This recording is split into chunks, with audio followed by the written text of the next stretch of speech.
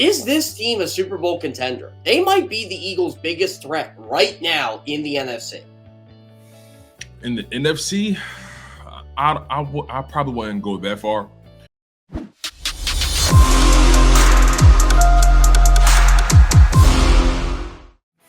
Happy Thursday, football fans, Eagles fans, NFC East fans. This is Good Morning NFC East. I'm your host, Jeff Kerr. DeShields is ready to go, man. He must have heard all those, all that news coming out of Dallas yesterday. He's like, you know what? I smell blood. Let's get it. Man, I can't pay too much attention to Dallas. I pay attention to them as the opponent, right? As the opposition, as the Philadelphia Eagles rival, right? But as far as what they say, as far as all the jargon and all the lip sparring that happens in Dallas, you can't feed too much into it, because we all know Dallas has been nothing but lip service since the 21st century began. So again, I can't put too much stock into what Jerry says. Can't put too much stock into what Kerr says. Can't put too much stock into what Mike McCarthy says. I always say it's the Cowboys. They're going to keep talking, but never will produce. I will say this, though. At least Jerry Jones has been honest with the Dak Prescott stuff. It doesn't look like he's going to play this week. It does look like it's going to be Cooper Rush. I mean, the guy can't grip a ball right now. So if he can't grip a ball, and if he's not doing it this week, which kind of brings me into our first topic today, Tony. Does Dak Prescott play against the Eagles? So let me preface this with, I'm not a doctor. We're not doctors, right? But if he can't grip the football today, if he can't even grip it, and if he just starts throwing this time next week, he's not going to play against us. You know what I mean? I just don't see it happening from a physical perspective. If he can't even grip the football now, he's going to have to get back into rhythm, throwing. I don't know. Anything can change between now and then. Anything can change between today and next Sunday. But I think it'd be cool to play him, so the Cowboys won't have any excuses when the Eagles, take it to him. But I really don't think he's going to end up playing in that game. Yeah, and we're 10 days away from that. And again, checking out the practice report, and look, this is going to be big. Not just yesterday, but Thursday, Friday. Is he going to be limited? Is he not going to practice? I mean, they'll kind of lead into where he's headed. But I will say this, as a non-biased observer here, I don't think you can play Dak Prescott against the Eagles at this rate. I don't think you should play Dak Prescott against the Eagles at this rate. I think I would wait till after week 6. And again, this comes back to the initial 4 to 6 week timeline that they had on Dak Prescott. So maybe week 7 he plays, but knowing the Cowboys, they'll try to bring him back for what will be their Super Bowl, even though it shouldn't be, because the Cowboys have to make a point that they're the best team in the NFC East, but they don't have to do that. Right now, until the Eagles beat them, in my opinion, they are. And I don't think right now they need Dak Prescott. I just don't. And this is what brings me to our next topic here. Is this team a Super Bowl contender? They might be the Eagles' biggest threat right now in the NFC. In the NFC, I probably wouldn't go that far. I would probably say the biggest threat in the NFC East, because they got to go through us first. And of course, the Eagles, they haven't really had the best outcomes facing the Cowboys in the past. But this year, I think they can match them talent for talent this year. And I think the Eagles, so they can avoid any sort of, I guess, asterisk next to the win, Dak Prescott needs to be in. But I don't think that's going to happen. But that defense has been carrying this team for a while. Cooper Rush has been serviceable. Hasn't been spectacular. Hasn't been world-beating. He's been pacing the game. He hasn't lost the game. He hasn't turned the ball over. He hasn't fumbled. He's been making the, I guess you'll say, right decision. So are they the biggest threat to the Eagles in the NFC? No. I think that goes to the Packers and the Buccaneers until otherwise proven wrong, or the Rams or the San Francisco 49ers. I think the 49ers are better than the Cowboys. I think the Packers are better than the Cowboys. I think the Buccaneers are better than the Cowboys. You know what I mean? Are they better than the Rams? That can be debated. But again, the Rams are the former champions, so I had to put the Rams over the Cowboys. You know what I'm saying? So I don't think the Cowboys are their biggest threat in the NFC. I think they may be their biggest threat to the NFC East because the Giants and the Washington Commanders are essentially just placeholders. They're just there just to fill the third and fourth spot in the division. This is how I feel about the Cowboys. And again, I'm going right now. I'm not going week 12, week 14. That's way too far down the line. Right. But with that defense, I think that defense could beat anybody in this conference. I think they're that good. And I've been saying this all year.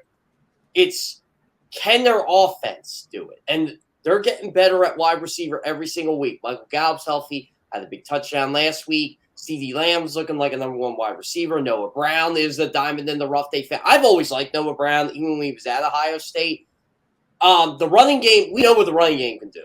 It's the offensive line. And the offensive line has been good the past couple of weeks, but look at the competition they're facing here. They're not facing world-beaten talent. And maybe I'm getting too caught up in them beating the Commanders and beating the Giants, but 3-1 is 3-1. And I'll say that all the time. This is a real test Sunday for them. Yeah, but in my opinion, all 3-1 records, all records in general aren't created equal. You know what I mean? And when it comes to the Cowboys 3-1 record, I understand the defense has been pretty dominant, right? But let's take into consideration the offensive lines that they've won against. The Bengals offensive line, arguably the worst in the NFL. The Giants offensive line, damn near close. The Washington Commanders, you saw what we did to them. So they haven't really gone up against an offensive line of the caliber of a Detroit Lions offensive line, or the Philadelphia Eagles offensive line, or the Cleveland Browns offensive line. You know what I mean? They haven't gone up against a real offensive line, in my humble opinion. The best offensive line they probably went up, and then the Buccaneers offensive line, who's a shell of himself. They lost guys. They dealing with injuries. They haven't gone up against a real offensive line all season. They haven't gone up against a potent offense all season, all season, unless you want to call the Bengals at that time potent. They still had the talent, but the offensive line, again, was terrible. So what true threat, what true offensive dynamo have they really faced? I don't think they – but they caught Cincinnati at a good time. And look, they caught Cincinnati at a good time, right? So I just don't think, the Cowboys have, just how people always say the Eagles haven't been truly tested. I kind of disagree. I don't think the Cowboys have been tested. Their only adversity they've really faced, in my humble opinion, is the quarterback situation, which is huge. See, I look at it this way. I think you're going to find out. This is what I get mad at Eagles fans at. I don't think they understand how good their offensive line actually is. There are a lot of bad offensive lines in football.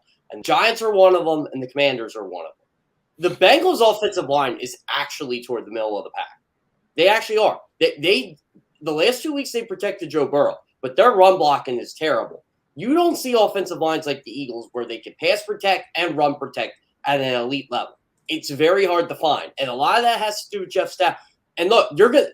I got news for you, Tone. Dallas is probably going to do this to the Rams on Sunday too. Their defensive line. Because the Rams' offensive line just ain't that good. So another offensive line that they can feast on. I mean, really, the best offensive line they're going to face all year is Philadelphia. So, I mean, when you're looking at it, and this is where I agree with you, you got Philadelphia up here, and everybody else is like down here. That's just how they are. Like the Eagles played a good offensive line Sunday, and they were able to get to Trevor Lawrence. It's the Eagles. I agree. The Eagles have been tested. Everybody wants to mock their 4-0 record. Fine. But did you know the Eagles have faced a team with a winning record or tie or 500 all season? Think about that. I always look at what is their record when you play them, not what it is at the end of the year. Exactly. And to put it in perspective, the Philadelphia Eagles took out 2 division leaders. They took out the Vikings, who lead the division, who are, I think, tied for the lead in their division. And they beat the Jaguars, who I think are tied right now in the lead for their division. You know what I mean? So, you can put it in perspective then. But like you said, you brought up a great point. The fact that the Philadelphia Eagles, they've went up against top-tier offensive lines, the Lions, the Jaguars. The Jaguars only allowed 2 sacks, or they didn't allow Trevor Lawrence to get sacked in 2 weeks. He only got sacked one time, I think, like week 1, or two times in week 1. But my point is, he wasn't getting touched. He came to Philly. That jersey got dirty. The Lions, that offensive line is legit. The Eagles it was week 1. Defensive line couldn't really generate as much pressure as we would like, but that was a real offensive line. So I just think that the Eagles have dealt with more in the trenches than the Cowboys have. And again, we're getting ahead of ourselves, right? The Cowboys still got to face the Rams. The Eagles still have to face the Cardinals. You got to take it one game at a time, and you got to go 1-0 every single week. So I think the Cowboys, as bad as the Rams look, I think the Rams look at it as, okay, we got to flip the switch. You know what I mean? Yeah. The Rams are coming off a bad Monday night loss to the San Francisco 49ers. The Rams are going to come into this game hot, fighting, hot with a purpose. The Dallas Cowboys, they're kind of getting fat a little bit. And we're going to see if they can maintain this with Cooper Rush, because Aaron Donald is a different animal. You know what I mean? So we're going to see what can happen. Jalen Ramsey, again, a different animal. We're going to see if Cooper Rush can really do those things he's been doing. It's going to be really interesting to watch. The Rams are missing a lot of key pieces here from that Super Bowl team. The Von Miller impact I knew was going to be huge. And look, Leonard Floyd's a good player. He's not Von Miller. Andrew Whitworth. Andrew Whitworth was a good offensive tackle, and Joe Noteboom is a good offensive tackle.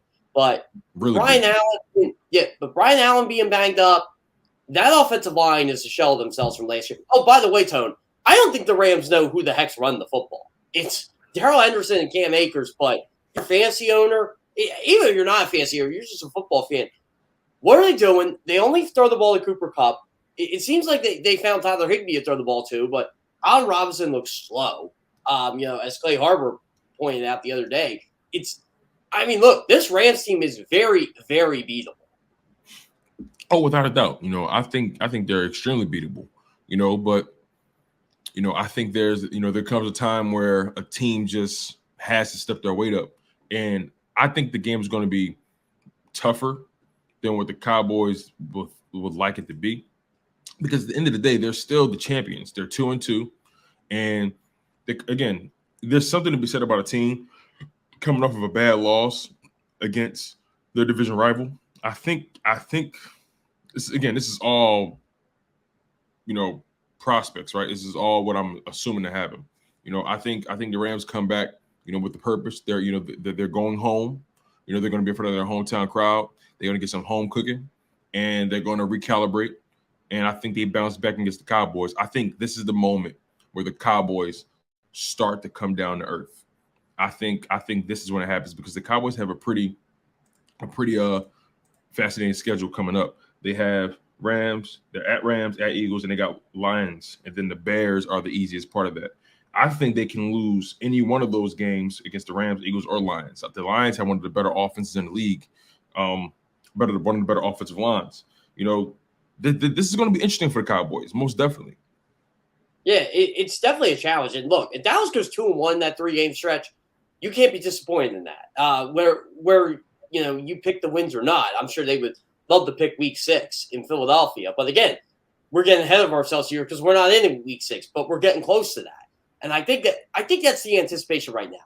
The Eagles are good, the Cowboys are good, and it's good for the NFC East. It's good for football. I wanted to bring this up too, and I got to get the exact words here. J-Ron Curse is going to be back for the Cowboys now. And, of course, he has to talk. And, look, this is the Cowboys safety group. J-Ron Curse is a good player. Malik Hooker's a good player. Donovan Wilson's a good player.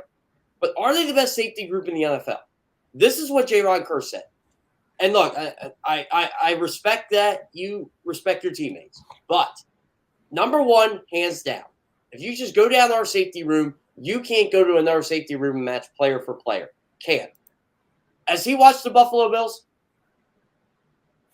Has he watched the San Francisco 49ers? I mean, like, you have Talanoa Hufanga, who I wanted the Eagles to draft. He came out of USC. I wanted the Eagles to draft him, but nonetheless, that's revisionist history. He's talking about the Cowboys. I'm looking at some of these PFF rankings when it comes to the safety position, and I know PFF is not law; they're not the Bible.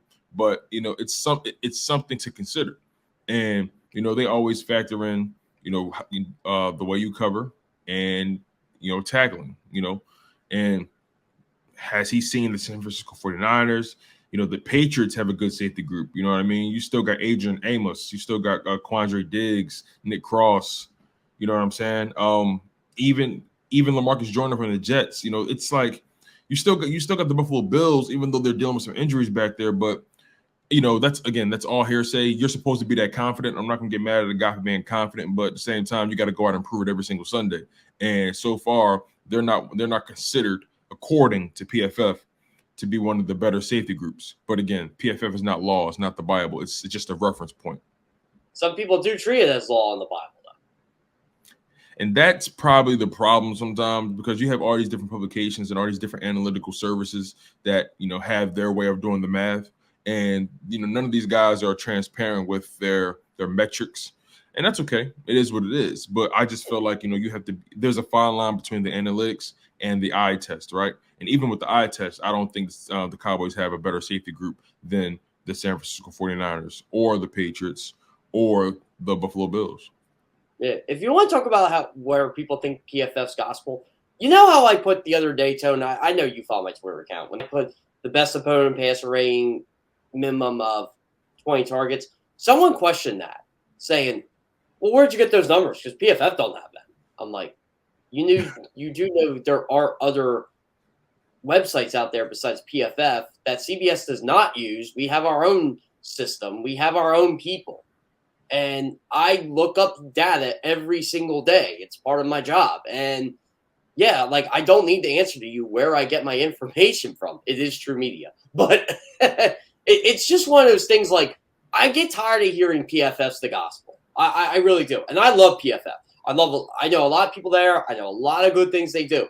But there are some things where sometimes they're just like, I'm smarter than you, and here's why. But they don't really explain it.